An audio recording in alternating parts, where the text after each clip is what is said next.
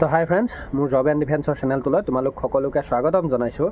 আৰু এই ভাৰত আৰু পাকিস্তানৰ যুদ্ধ বিগ্ৰহৰ মাজতে আৰু এটা আমাৰ বাবে খুবেই ভাল খবৰ আহিছে, যিসকল আমি SSC GDৰ বাবে প্ৰিপাৰেশ্যনত লাগি আছোঁ।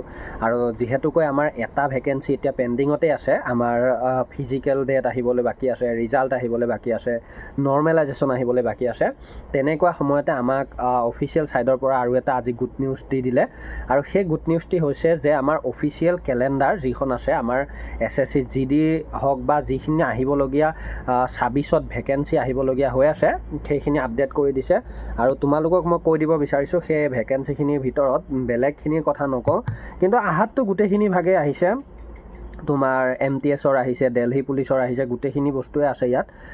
কিন্তু মই আমাৰ যিটো SSC GD কনিষ্টেবল সেইটো তোমাৰ কেতিয়া হ'বগৈ সেইটোৰ ওপৰত দুটামান কথা কৈ দিওঁ। আমাৰ ইয়াত এপ্লাই ডেট হ'ব, এপ্লাই ডেট চলিব আমাৰ কনিষ্টেবল GDৰ কাৰণে অক্টোবৰৰ 25 তাৰিখৰ পৰা আমাৰ এপ্লাই চলিব। আৰু নৱেম্বৰৰ 25 তাৰিখে আমাৰ ক্লজিং ডেট মানে সমাপ্ত হ'ব। আৰু জানুৱাৰীৰ তো ফেব্ৰুৱাৰী 26ৰ ভিতৰত আমাৰ মানে 2026 চনৰ জানুৱাৰী টু ফেব্ৰুৱাৰীৰ ভিতৰত আমাৰ ৰিটেন এক্সামটো পাতিব বুলি ইয়াত একদম স্পষ্টকৈ উল্লেখ আছে। এতিয়া মই এইখন তোমালোকক ছাইডতে লগাই দিম, এইটো এটা খুবেই ভাল খবৰ, আপডেট হৈ গ'ল।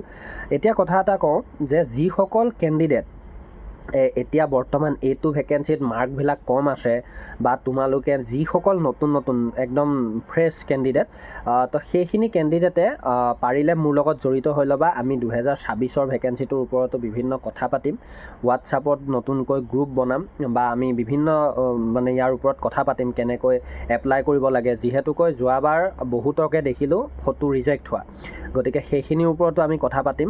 আৰু লগতে আৰু এটা কথা কওঁ যে কোনটো কোৰ্চ পাৰ্চেট মানে কিনি ল'লে বা ক'ৰ পৰা পঢ়িলে তোমালোকে বেছিকৈ মাৰ্ক উঠাব পাৰিবা বা সহজে বস্তুখিনি বুজি পোৱা যায়। কষ্ট যিহেতু কৰিবই লাগিব, মাৰ্কটো উঠোৱা ইমান সহজ কথা নহয়, গতিকে সেইখিনিৰ ওপৰতো আমি কথা পাতিম। গতিকে নতুন কেণ্ডিডেটখিনি জড়িত হ'বা। আৰু এইবাৰ যিখিনি ফটোত ৰিজেক্ট হৈ গৈছে সেইখিনি কেণ্ডিডেটেও যাতে নেক্সটটোত ভালকৈ এপ্লাই কৰি তোমালোকে ভালকৈ নেক্সটটো দিব পাৰা, তাৰ বাবে তোমালোকে প্ৰিপাৰেশ্যন চলাই থাকিব পাৰা। আৰু এতিয়া এটা কথা কওঁ, যিখিনি কেণ্ডিডেটে ভাবি আছা যে আমাৰ এইবাৰৰ ৰিজাল্টটো কেতিয়া আহিব, চোৱা, যিহেতুকে আমি সকলোৱে গম পাই আছোঁ যে আমাৰ ইণ্ডিয়া আৰু পাকিস্তানৰ মাজত এখন বৃহৎ যুদ্ধ চলি আছে, তো তাৰ মাজতে আমাৰ এই ৰিজাল্টটো বহুত সৰু কথা। মই যদি কওঁ আমাৰ এই ৰিজাল্টটো একেবাৰে সৰু কথা, গতিকে আমি এই ৰিজাল্টটোৰ কথা ভাবি থকাতকৈ আমি নিজৰ কামখিনি হাতে কামে কৰি থকা ভাল। বা আমি 2026ৰ ভেকেঞ্চিটোৰ বাবে যিসকলে ভাবিছোঁ যে আমি অনলি SSC GDতে জব ল'ম, তো এতিয়াৰ পৰা প্ৰিপাৰেশ্যন চলাই থকাই মোৰ মতে ভাল। কাৰণ 110% SSC GDৰ এই ভেকেঞ্চিটো অতি সোনকালে আহি যাব, যিহেতুকৈ অফিচিয়েল ছাইডত উল্লেখ আছে।